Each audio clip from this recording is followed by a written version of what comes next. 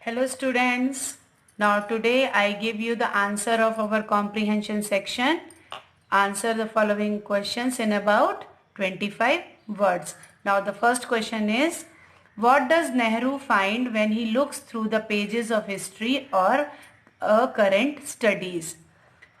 Answer is, when Pandit Nehru looks through the pages of history or current studies, he finds that people who know one another most quarrel most. Question number 2. Why does the author say that knowledge by itself doesn't lead to greater cooperation or friendship?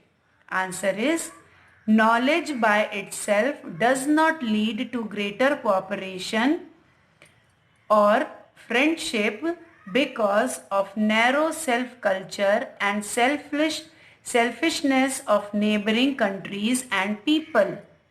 Question number 3. What makes the author think that the idea of cultural relations is only good in theory? Answer is, the idea of cultural relation is only good in theory because every country and every individual has peculiar idea of culture. In the process of making cultural relations, their ideas come into conflict and lead to estrangement. Fourth question, is there any culture in the world which is absolutely pristine, pure and unaffected by any other culture? Give reason.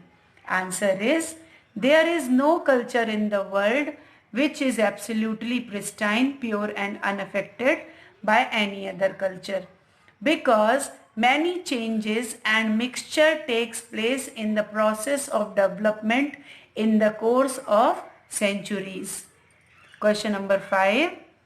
How far assimilating the good from other cultures is helpful in enriching one's own culture?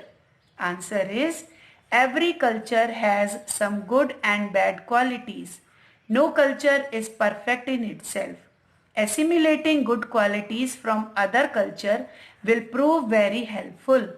They will add to the stock of our good qualities, thus our culture will be enriched. Question number 6. What are the things that affected the culture of India in the old days? Answer.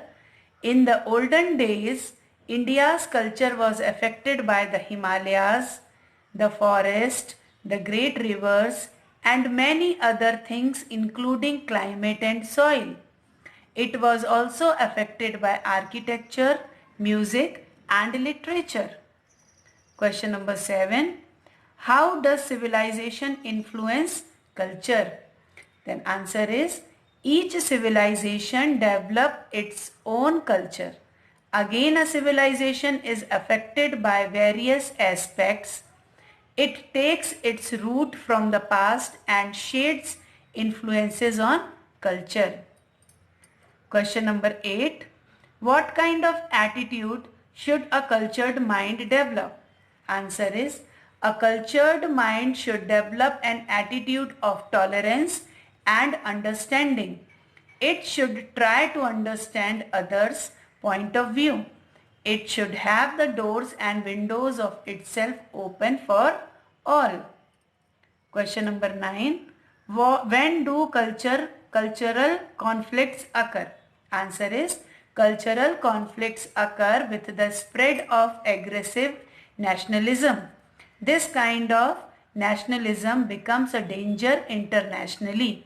It breeds conflict and hatred. Question number 10. What are the various domains of culture?